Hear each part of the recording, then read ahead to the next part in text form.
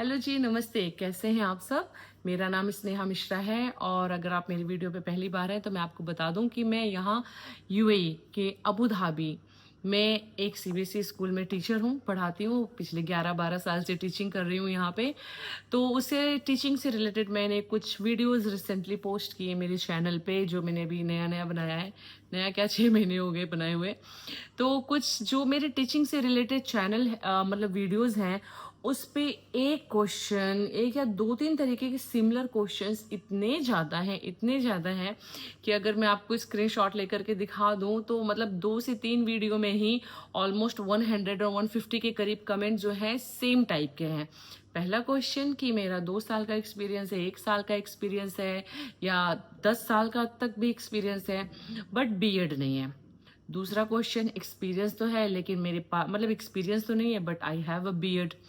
तीसरा क्वेश्चन होता है बीएड तो नहीं किया हुआ है मैंने, मतलब रेगुलर बीएड नहीं किया है, कॉरस्पॉन्डेंस से या प्राइवेट बीएड किया हुआ है।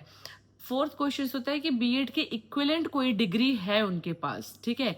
सो क्या उनको जॉब लग सकती है। और most hot and common question जो एक और होता है कि यहाँ पर सैलरी कितने से शुरू होती है। देखो, तो ये थोड़े से जो कॉमन क्वेश्चंस है मैं उनके आंसर्स देने की कोशिश करती हूँ। एक्चुअली मैं पहले भी कई वीडियोस में दे चुकी हूँ, बट हो सकता है कि मैं उतने अच्छे से एक्सप्लेन नहीं कर पाई हूँ, इस वजह से सारे कॉमन क्वेश्चंस मेरे पास आ रहे हैं। तो देखो, मैं थोड़ा सिंपल लैंग्वेज में समझाती हूँ। सबसे पहली चीज कि अगर आप यहाँ पे टीचिंग का सोच रहे हैं, दुबई, अबू धाबी, शारजा, कहीं पे भी, और सीबीएसई स्कूल की मैं बात करूंगी, ठीक है, क्योंकि जो ब्रिटिश करिकुलम होता है या अमेरिकन करिकुलम होता है उन सबके क्राइटेरियाज और डॉक्यूमेंटेशंस और डिग्री एडिशनल भी कुछ वो मांगते हैं, वो डिफरेंट होती है। But I talk about CBSE school, ठीक है। अगर आपको अदर स्कूल्स का चाहिए तो बताना, मेरी फ्रेंड्स उसमें भी हैं, मैं उनसे भी पूछ करके बता दूंगी, ठीक है, कैसा होता है। तो चलो, क्वेश्चन सबसे पहले हम लेते हैं वन बाय वन। कि पहला, कि यहाँ पे बीएड जो है वो रेगुलर होना चाहिए या प्राइवेट होना चाहिए। तो बीएड सिर्फ रेगुलर ही होना चाहिए, वही एक्सेप्टेड है। आप चाहे दुबई में अप्लाई करो, अबू धाबी में अप्लाई करो, शारजा में अप्लाई करो या किसी अलग एमिरेट्स में अप्लाई करो।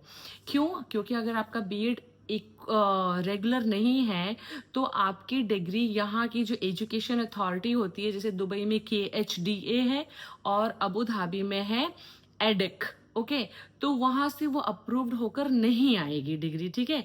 और डिग्री अगर अप्रूव नहीं होगी तो स्कूल आपको नहीं ले सकता है। सो पहला क्वेश्चन ये क्लियर हुआ। दूसरा क्वेश्चन है कि बीएड के साथ साथ आपको, if you are planning to teach here, minimum 2 year का एक्सपीरियंस, टीचिंग एक्सपीरियंस किसी अच्छे स्कूल में इंडिया में या फिर आपकी जो भी होम टाउन कंट्री है वहां पे होना चाहिए, ठीक है। तो पहला चीज हो गया रेगुलर बीएड, सेकेंड चीज हो गया कि आपका टीचिंग एक्सपीरियंस होना चाहिए। तो अगर, और उसके साथ तीसरी चीज है आपकी कि आपकी जो कम्युनिकेशन स्किल है ना, like if you are planning for Hindi तो ठीक है, आपको हिंदी आनी चाहिए, उसके साथ साथ आपको इतना समझ में आए कि जो भी हमारा सामने वाला बात कर रहा है वो इंग्लिश में बोल रहा है तो आप उसको अच्छे से समझ के उसके क्वेश्चन का आंसर दे सको। ऐसा नहीं कि आप बहुत फ्लुएंट हो तभी होगा, क्योंकि आप वहाँ पे एज ए लैंग्वेज टीचर आ रहे हो, ठीक है, लेकिन फिर भी आनी चाहिए क्योंकि उससे आपके चांसेस ज़्यादा बढ़ जाते हैं।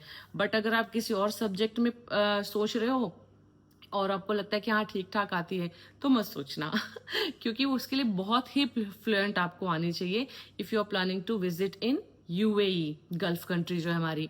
क्यों? क्योंकि यहाँ पे जो हमारे स्टूडेंट्स होते हैं वो सारे डिफरेंट डिफरेंट कंट्रीज से होते हैं, ओके। हमारी जितनी भी नेबरहुड कंट्रीज हैं वहाँ से वो आते हैं। कुछ को हिंदी समझ में आती है, कुछ को नहीं आती, और आधे से ज्यादा तो हमारे सीबीएसई स्कूल में वो हमारे साउथ इंडिया से ही होते हैं जिनको हिंदी बिल्कुल भी नहीं समझ में आती है, ठीक है। तो उनके लिए आपकी जो मेन लैंग्वेज है वो इंग्लिश आपको आनी चाहिए, ओके। और तीसरा क्या हो गया कि आप, हाँ, कुछ क्वेश्चन है कि मेरे पास एक्सपीरियंस 12 साल का है, 15 साल का है, बट बीएड नहीं है। यहाँ पे प्रॉब्लम है आपका एक्सपीरियंस कितना भी हो लेकिन आपको बीएड कंपलसरी है, क्योंकि मैंने यहाँ पे बहुत लोगों को ऐसे देखा हुआ है। देखो, क्राइटेरिया दो हैं। If you are planning directly from India to Dubai, okay, तब तो डेफिनेटली 100% आपका बीएड होना ही चाहिए। लेकिन अगर आप जैसे फॉर एग्जांपल मैं यहाँ पे रहती हूँ, हस्बैंड वीजा पे हूँ, ठीक है, अगर कोई टीचर गई या फिर मैटरनिटी पे कोई जा रहा है, उसकी प्लेस पे मैं कुछ टाइम के लिए जा रही हूँ, एज ए टेम्परेरी टीचर वो ले सकते हैं, ओके, थोड़े टाइम के लिए ले सकते हैं। लेकिन अगर आप रेगुलर टीचर बनना चाहते हो तो फिर आपको बीएड होना अनिवार्य है, इट्स कंपल्सरी, ठीक है। तो आपका एक्सपीरियंस कितने भी साल का हो वो तभी मैटर करेगा, या आप तभी एलिजिबल होंगे जब आपके पास बीएड की डिग्री रेगुलर रहेगी, और जिस सब्जेक्ट में आप अप्लाई करना चाहते हो उस सब्जेक्ट में आपका बीएड जरूर होना चाहिए, ओके। देखो यहाँ पे क्या होता है ना, यहाँ पे टीचर ऐसा नहीं है कि एक्सपीरियंस बेस्ड पे ले लें। यहाँ पे हो सकता है आप बहुत स्मार्ट हो, बहुत वेल एजुकेटेड हो, लेकिन अगर जो एजुकेशन अथॉरिटी है उन्होंने नहीं अप्रूव किया आपके डॉक्यूमेंट्स को, तो आप टीचिंग के लिए यहाँ पे एलिजिबल नहीं होते हो। और अब तो बहुत सारे स्कूल हैं जो टीचिंग लाइसेंस भी मांगते हैं, बट अभी मतलब शुरू हुआ है, लेकिन उतना भी मे बी हाइप पे नहीं गया है। बट येस, आने वाले 1-2 साल में वो पूरी तरह से फुल फ्लेज में आ जाएगा। कई बार स्कूल में एग्जाम्स भी देने होते हैं आपको जा करके, लेकिन वो बात का पार्ट है, उसको हम बाद में डिस्कस करेंगे कभी कि टीएलएस मतलब टीचिंग लाइसेंस क्या होता है। और क्या क्वेश्चन है मेरे, हाँ, तो आपकी डिग्री क्यों बीएड इंपॉर्टेंट होती है, देखिए इसके लिए भी मैं बताती हूँ। जैसे कि मैंने दिल्ली यूनिवर्सिटी से किया बीएड किया, ठीक है, फिर मैं सॉरी बीए और एमए किया, उसके बाद मैंने बीएड किया। अब मेरी डिग्री यहाँ से मतलब यूएई से वो गई मेरे कॉलेज में, ठीक है, उसको हम बोलते हैं जेन्युइनिटी। पहला चीज होता है जेन्युइनिटी, कि मतलब ये डिग्री जेन्युइन है या नहीं है। तो फर्स्ट चीज वहां से वो बोलते हैं कि हाँ इस बच्चे ने हमारे यहाँ से किया है, वो जेन्युइनिटी कंप्लीट हो जाती है। फिर अगेन वो डिग्री जाती है इक्विवेलेंसी के लिए, कि ये जो बोला गया है कि the person who have studied from here, ये डिग्री जेन्युइन है, इस ईयर में क्या है, तो वहां से बाकायदा यूनिवर्सिटी जो ऑथोराइज्ड यूनिवर्सिटी है वहां से उनके पास प्रॉपर एक अच्छा खासा लेटर आता है, और उसके लिए हमें यहाँ पे मतलब पैसे देने पड़ते हैं डिग्री को इक्विवेलेंट और जेन्युइनिटी कराने के लिए, इक्विवेलेंसी के लिए। तो वो और that's depend university to university आपके कितने पैसे लगते हैं। तो वो फिर उस पे लिख के आता है कि so and so students this year to this year हमारे कॉलेज में रह के रेगुलर डिग्री हासिल की है उसने, ठीक है, तब फिर वो डिग्री यहाँ पे आती है, फिर वो अप्रूव्ड मानी जाती है। ओके, द पर्सन ने जो भी डिग्री दी है वो कुछ भी फेक नहीं है, एवरीथिंग इज वैलिड, तब जाकर के यहाँ पे आप एक टीचर के लिए एलिजिबल होते हो।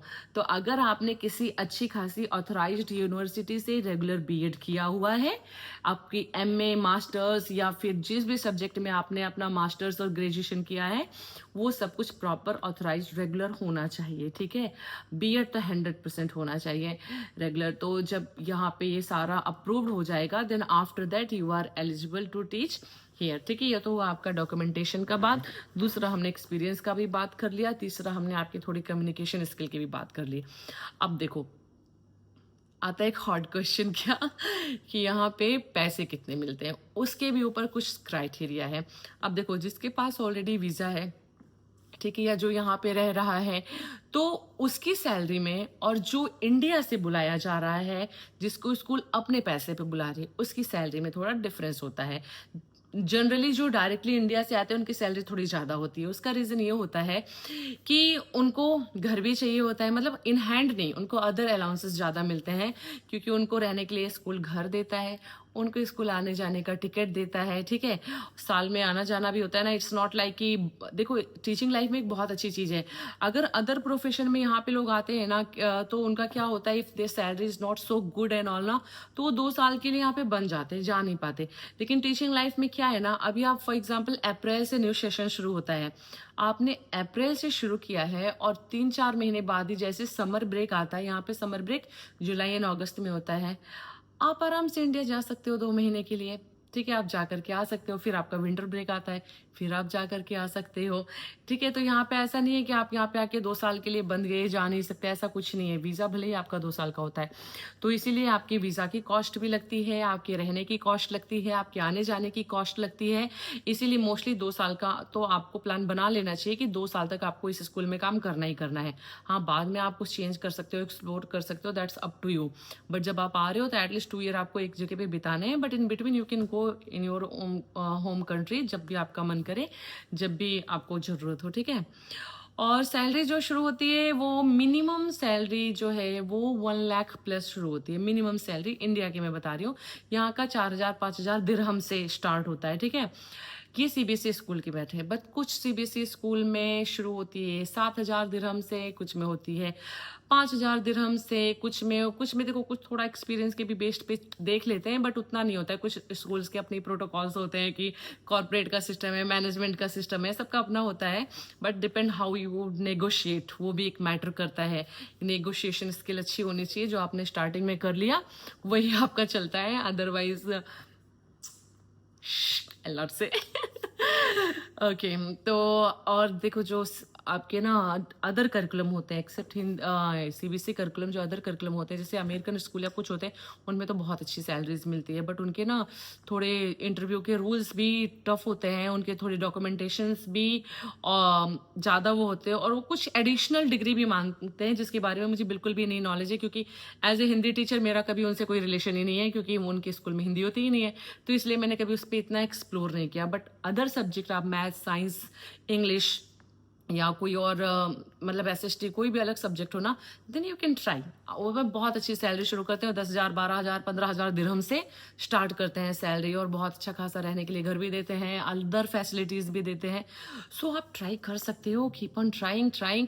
हो सकता है एक आध की लग जाए, किसी की लग जाए, तो उसमें कोई वो नहीं है। तो आपका भी बहुत अच्छा मंथ चल रहा है if you are planning from India to work in UAE, ठीक है।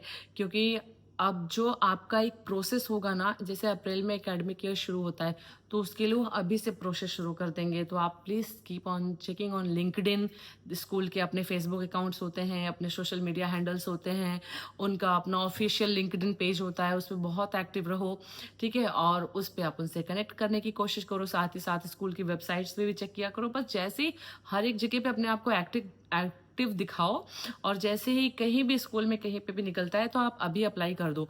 ये नवंबर एंड मिड ऑफ दिसंबर तक आपके लिए पास हायर चांसेस है कि अगर आप अप्लाई करते हो तो आपका हो सकता है, क्योंकि एक बार हो सकता है आपका उनको रिज्यूमे मिल गया, सीवी मिल गया, तो उसके बाद वो आपका सबसे पहले तो डॉक्यूमेंट्स पूछेंगे, ठीक है। अगर वो वेरीफाइड हो गया फिर आपका इंटरव्यू होगा, फिर इंटरव्यू हो गया फिर आपका वीज़ा प्रोसेस होगा, वीज़ा प्रोसेस हो गया फिर आपका टिकट होगा, फिर आपका घर होगा, फिर आप आएंगे, आपकी थोड़ी ट्रेनिंग होगी। तो ये बहुत सारी चीज़ें होती हैं। आज तो मुझे लगता है मैंने क्लियर कर दिया है जो भी डाउट है, ठीक है। अगर अब इसके एडिशनल कोई और डाउट होता है तो वो प्लीज़ मुझे बता दो। और जो हाँ, मेरे पास कुछ ऐसा भी, हाँ, एक क्वेश्चन और आया था अभी रिसेंटली किसी का। उनका क्वेश्चन ये था कि आर्ट में, मतलब अगर आप आर्ट फील्ड से हो, ड्राइंग आर्ट वाला बोल रहे हो, यानी कि आर्ट एजुकेशन जो बीए वाला होता है वाला नहीं, आर्ट जो आपका कला होता है, तो अगर आप उस फील्ड में यहाँ पे अप्लाई करना चाहते हो, then also BEd is important, ठीक है। तब भी आपके हाथ में बीएड होना चाहिए, क्योंकि हमारे भी स्कूल में ऐसा हुआ है कि जो भी हैं टीचर्स उनके पास वैलिड बीएड की डिग्री है। I confirm after this comment, first I confirm then I replied, okay. तो बीएड कंपलसरी है, बीएड होना चाहिए उस चीज़ के लिए भी। और क्या है, मुझे तो अभी कोई और क्वेश्चन नहीं याद आ रहा है। हाँ, इफ़ अगर कोई लेडीज़ अपने हस्बैंड के साथ यहाँ पे रह रही है और वो डायरेक्ट ऑलरेडी हस्बैंड वीज़ा पे है, तो उनके चांसेस ज़्यादा हो जाते हैं, बिकॉज फिर उनका स्कूल का वीज़ा का कॉस्ट, घर का कॉस्ट, ये सारी चीज़ें कट जाती है ना, तो ज़्यादा प्रेफर करते हैं लेने के लिए।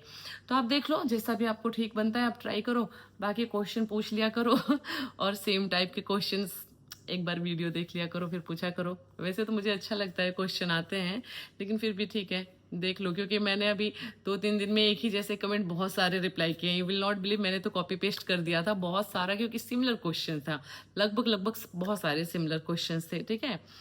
सो बस इतना ही, 13 मिनट मतलब 14 मिनट का वीडियो हो गया, फिर भी बहुत लॉन्ग हो गया।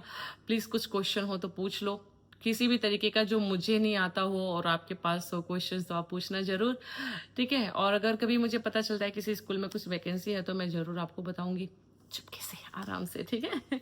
चलो, थैंक यू सो मच, शुक्रिया एंड शुभ रात्रि। क्या टाइम हो गया यहाँ पे, चलो गुड नाइट। हाँ, एक चीज़ और मुझे शेयर करना था, वेट, गुड नाइट से पहले एक बहुत ही अच्छी चीज़ जो मुझे आपको बतानी है before I say good night to you all. Working hours, okay, जो वर्किंग डेज होते हैं वो बहुत ही अच्छे हैं यहाँ पे। देखो, अबू धाबी और दुबई में मैं ज़्यादातर अबू धाबी, दुबई और शारजा की बात इसलिए करती हूँ क्योंकि बहुत ज़्यादा नॉन एमिरेट्स हैं। तो अबू धाबी और दुबई में 4.5 डे का स्कूल टाइमिंग होता है, ठीक है, 4.5 डे। जैसे कि मेरा स्कूल टाइमिंग है 7:30 टू 2 o'clock, ओके। और कुछ में होता है 2 till 2:30, not more than that for the students. But कुछ स्कूल में स्टे बैक कभी कभार हो जाता है अगर कुछ एडिशनल वर्क आया तो। लेकिन जो शारजा है ना, वहाँ पे खाली 4 दिन का होता है उनका। मंडे, ट्यूसडे, वेंसडे, थर्सडे 4 दिन का स्कूल होता है। फ्राइडे, सैटरडे, संडे 3 दिन ऑफ होता है। तो वहाँ 4 दिन होता है। बाकी जो स्टेट्स हैं उसमें 4.5 डे होता है। फ्राइडे को यहाँ का स्कूल टाइमिंग होता है ओनली 11:30 टू 7:30 टू 11:30, ठीक है। तो स्कूल आवर्स भी बहुत अच्छे हैं, फ्लेक्सिबल हैं। हाँ, वर्कलोड तो देखो, ऑफ कोर्स अगर आप इंटरनेशनल स्कूल में वर्क कर रहे हो तो आप एक्सपेक्ट नहीं कर सकते हो कि आप बिना प्रिपरेशन के क्लास में चले जाओ। तो आपको थोड़ा सा वर्कलोड होता है, थोड़ा प्रेशर होता है। सम टाइम जब एग्जाम्स खत्म होते हैं उसके बाद थोड़ा वर्कलोड बहुत बढ़ जाता है। जब इंस्पेक्शंस आते हैं तब भी बहुत बढ़ जाता है। लेकिन वो थोड़े टाइम पीरियड के लिए होता है, बाकी थ्रू आउट द ईयर सही हो जाता है। और वो भी ना, जब आप 1-2 साल आपका टीचिंग एक्सपीरियंस हो जाता है तो वो सारी चीज़ें थोड़ी कम लगने लगती हैं, because you know how to handle the situation कि आपको किस तरह से टाइम मैनेज करना है, ठीक है। बस हो गया आज के लिए, बहुत ही नमस्ते।